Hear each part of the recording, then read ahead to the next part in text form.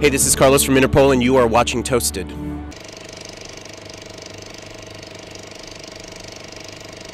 So tell me, how are you doing? I am discombobulated. And it means? Discombobulated means out of sorts. Yeah, because of the traveling. We just flew in from Japan, and unfortunately, my sleeping schedule hasn't adjusted, so I'm getting up at 5 p.m. every day, which is not such a good thing. So today was no exception. And then the procurement of food became a dramatic issue, one that doesn't really necessarily need to be one, but it was today for some reason. So, not exactly starting the day off on the right foot, but I've eaten, I've taken care of everything that needs to be taken care of, so I'm totally ready to play the show. Okay, still enjoy all the traveling and being Interpol. I enjoy being in the band, I don't enjoy the traveling. So the last couple of months, tell me a little bit more. The album came out like, I think the end, half May, end of May. And how's the album doing now? It's doing pretty well from what I understand. Again, because of the schedule, you know, taking care of basic functions like food and so forth, take precedence over keeping track of over how well your album is doing. But the little updates that our management kind of sends us have all been really positive. Yeah, I think Europe loves it. And I saw your show in Paradiso. I guess that was half May in Amsterdam. Oh, okay. It was great. Yeah. Really like a strong thing. What's the magic for Interpol? Can you describe what it is? I think that, you know, our sound is a very special sound. It's a very unique sound, and it's a very original sound.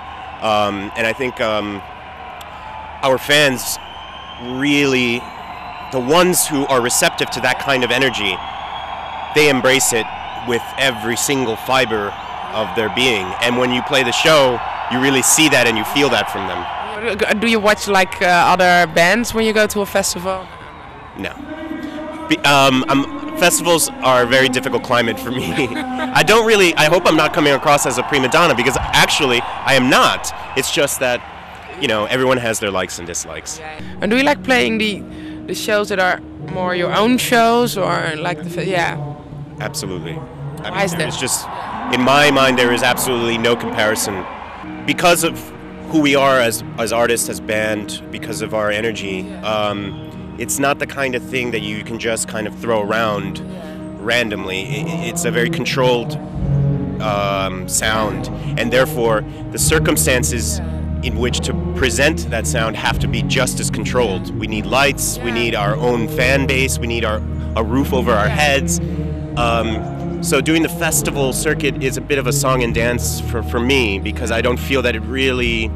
Yeah, I kind of fear if you go on stage that it's not that the strength of Interpol maybe disappear when you're here in a tent. It dissipates slightly. Yeah. It dissipates slightly.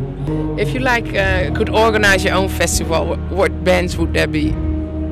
See, Kronos Quartet would headline. Do you know who Kronos Quartet is? No. No.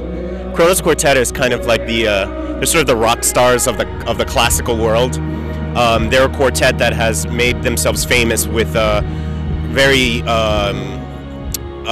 avant-garde music, you know, and they work closely with contemporary composers, and they also do kind of wackier stuff, like perhaps renditions of Jimi Hendrix songs in quartet fashion. But I mean, they're probably the best string quartet on the planet, so they would listen to it. You should. Yeah. Winter Was Hard is my favorite record by theirs, but they would definitely headline for sure. And then some other bands? Anthony and the Johnsons would play right before Kronos Quartet, and then right before Anthony and the Johnsons, I'd have Slayer.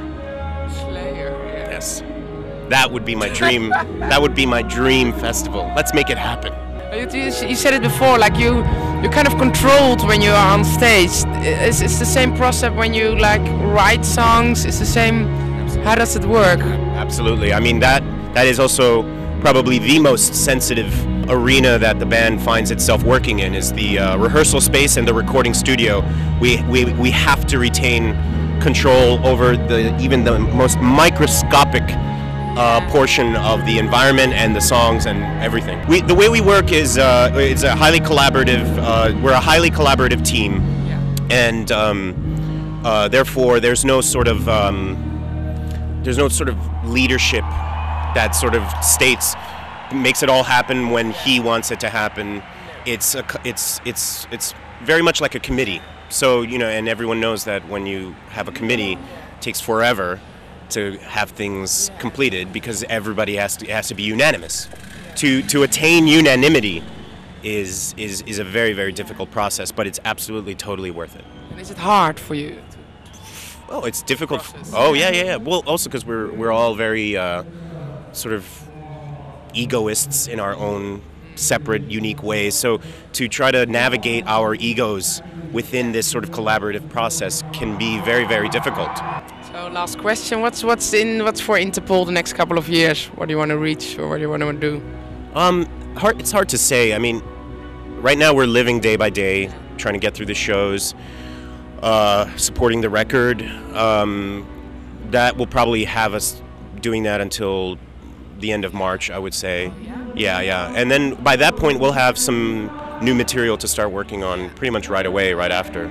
Yeah, but do you start like writing already or thinking about songs like now, today, or? There's 3 or 4 songs that are in the works actually, yeah. Which is a new development for us because prior to this time we waited for the touring to finish and then we would start writing the songs and then it would turn into this, you know, race against time and potentially uncomfortable situations. This time we decided to start way in advance to really let the songs kind of, if they take 2 years, then they take 2 years, but they'll be very good.